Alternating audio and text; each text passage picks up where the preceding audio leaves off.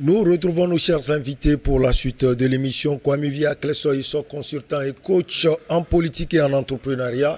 Le journaliste Eric Johnson, directeur de publication de l'Union. Le chroniqueur politique Firmeteko Agbo, qui est également directeur du Centre de recherche et de géopolitique internationale qui porte son nom. On va parler peut-être de cette cérémonie officielle privée qui s'est tenue. C'était lundi 20 juin à Bruxelles.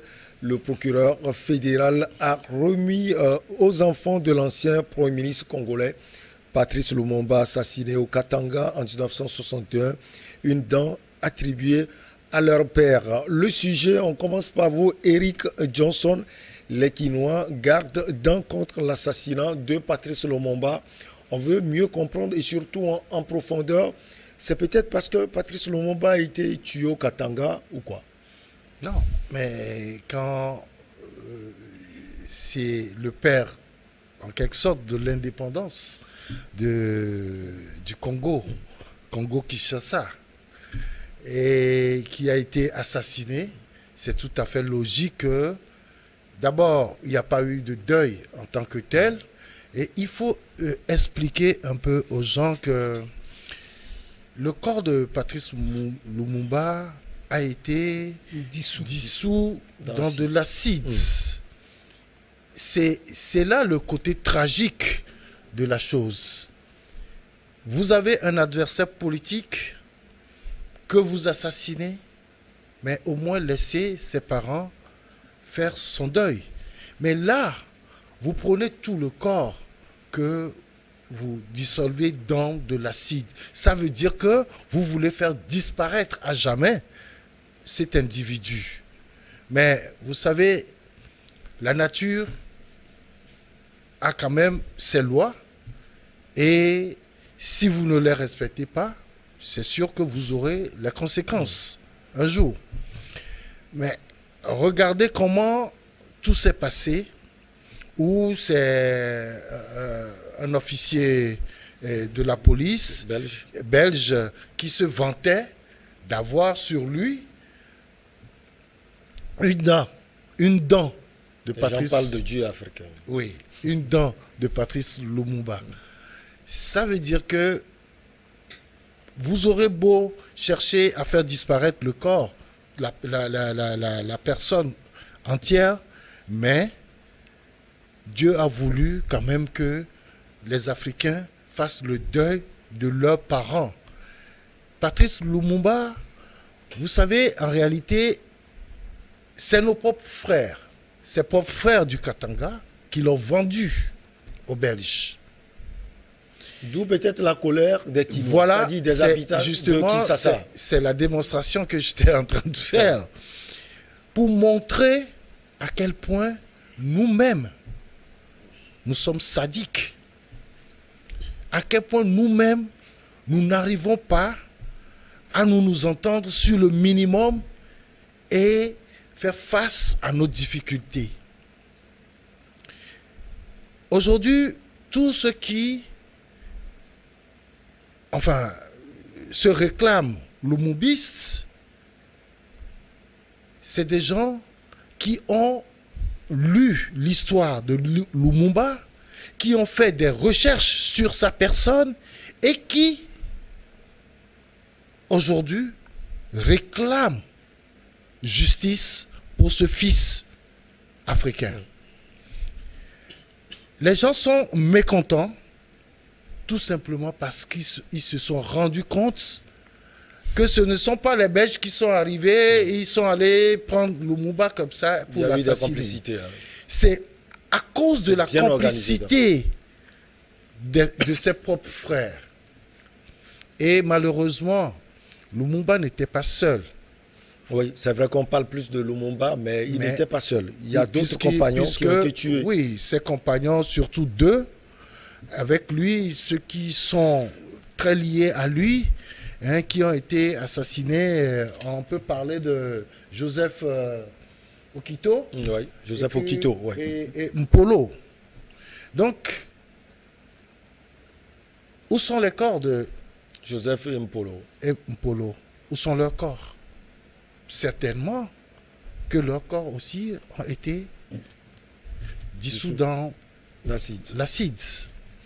Voyez-vous, aujourd'hui, quand les Quinois, c'est-à-dire les populations de Kinshasa, se soulèvent contre l'assassinat de Lumumba, on a assassiné plein de gens. On a assassiné des figures africaines. Mais ça n'a pas fait autant de tollé, tout simplement parce que en 1960, Lumumba réclamait déjà beaucoup de choses. Et il accusait... Que les gens réclament aujourd'hui. Que les gens sont en train de réclamer encore aujourd'hui. Et Lumumba disait clairement que les Européens sont des assassins. Il le disait ouvertement. Et vous vous rappelez de son discours de l'indépendance. C'est ça qui lui a coûté sa vie. C'est parce qu'il a prononcé des mots durs contre la colonisation, contre les colons.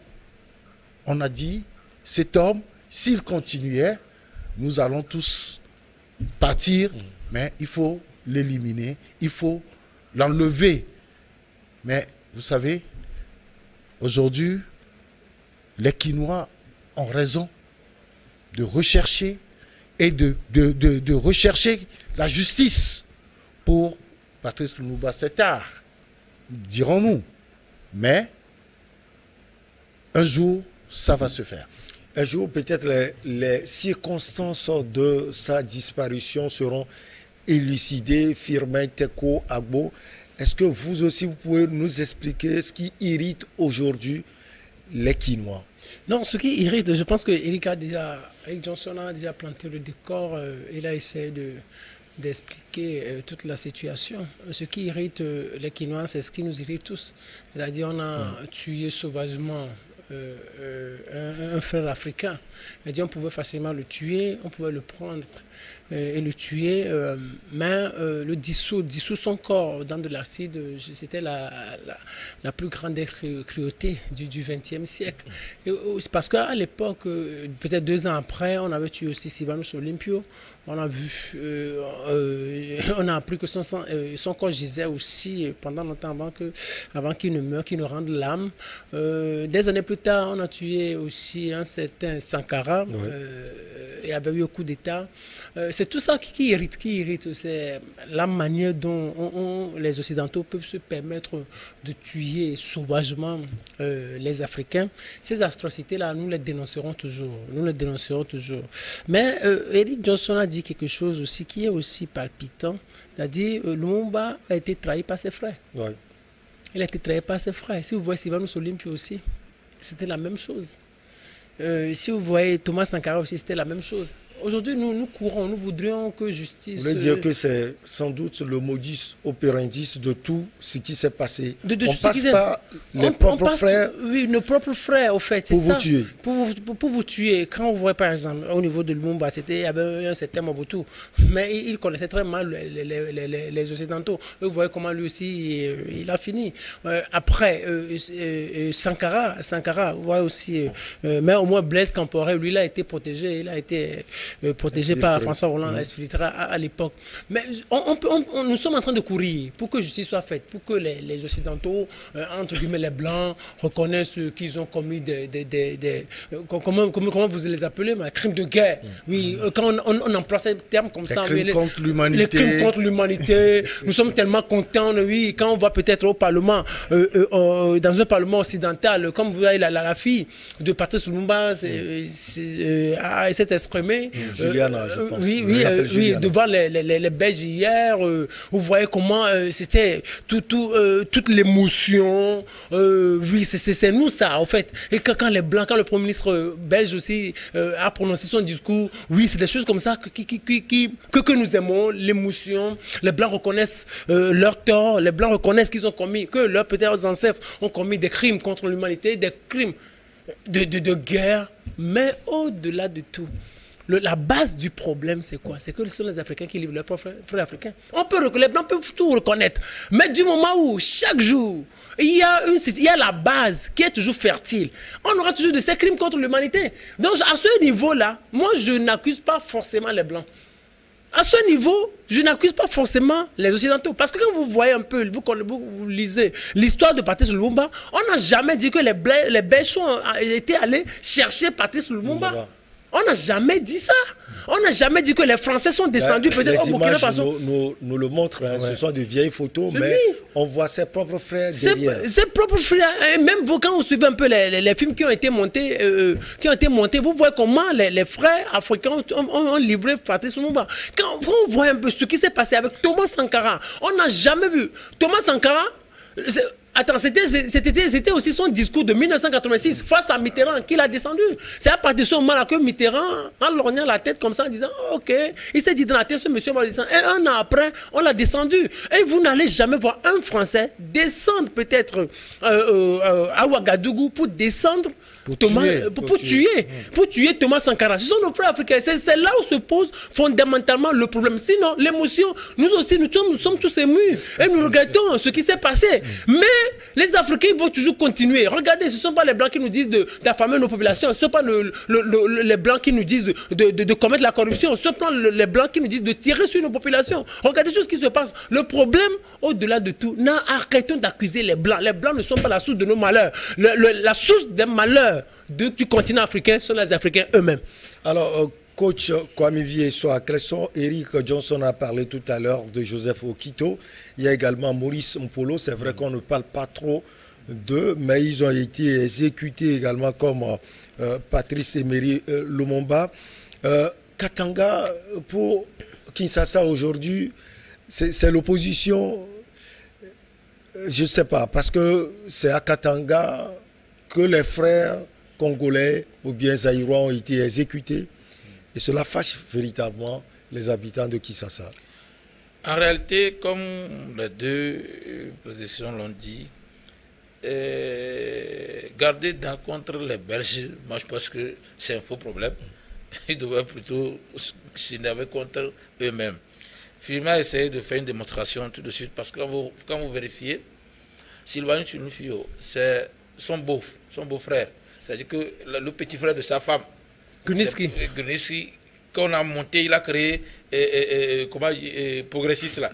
Et c'est lui qu'on a pris. Or, il est resté chez Sylvanus pour aller à l'école. Et on prend Thomas Sankara, c'est son ami sincère qu'on a pris. Il dit que c'est son frère. Et on prend Mobutu, Lumumba, c'est Mobutu que lui-même il a recruté pour travailler avec lui qui le fait. Ça voudrait dire qu'on a constaté que l'Africain crie seulement unité, unité. Mais en rien, il n'y a pas le nœud de l'unité, là, c'est la solidarité. Ils n'en ont pas.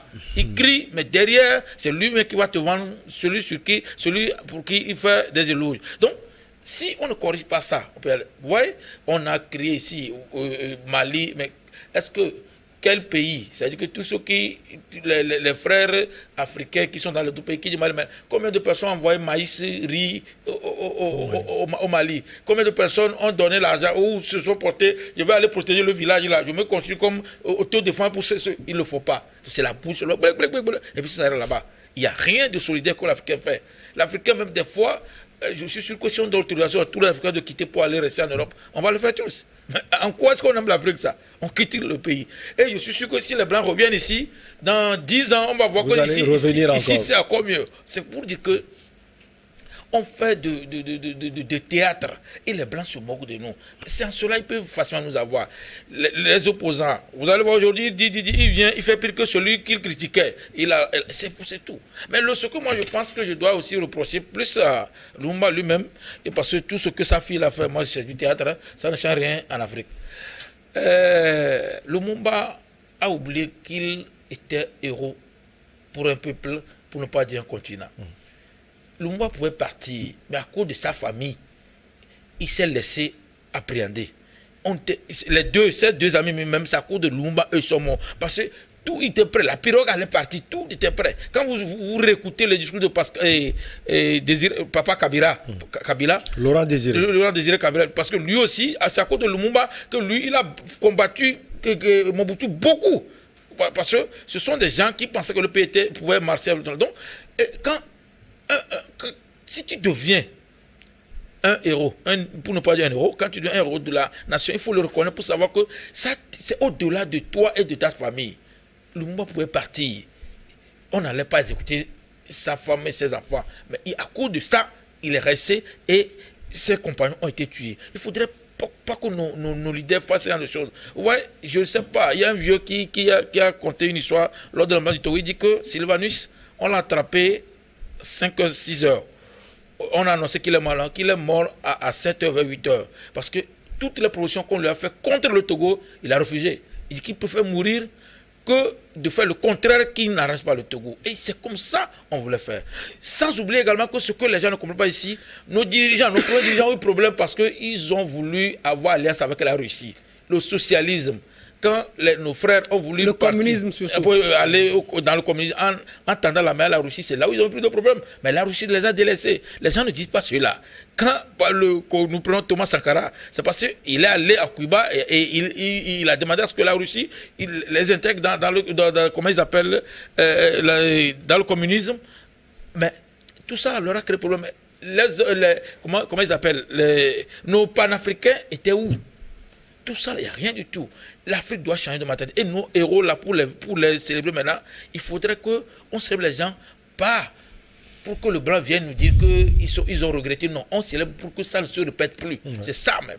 Pour qu'aucun fils africain ne vende plus ses frères. C'est ça qu'on peut. C'est ça qu'il faut célébrer. Que le blanc reconnaisse, ça ne joue aucun rôle de chez moi. Ça va changer quoi? Le mot va se réciter quand on a fait le projet de Thomas Sankara.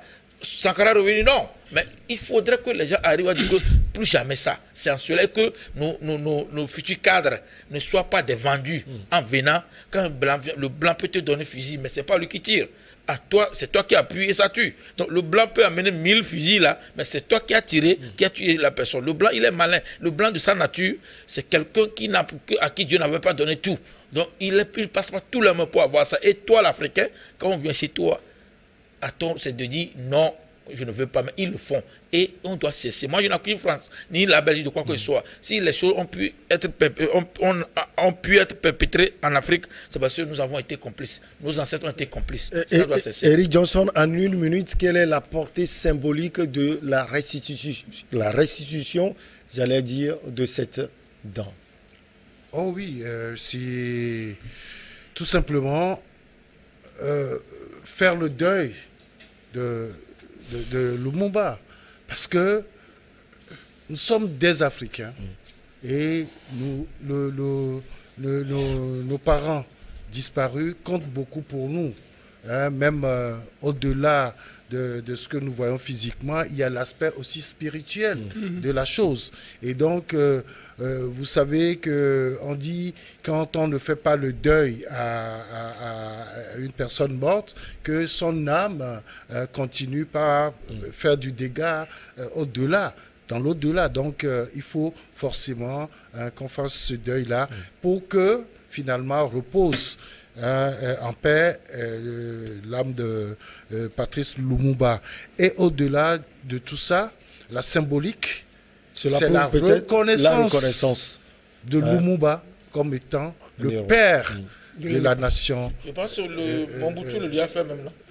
Non, à sa manière. Allez, on va marquer la petite pause. On revient Firmin Teko Agbo juste après la pause.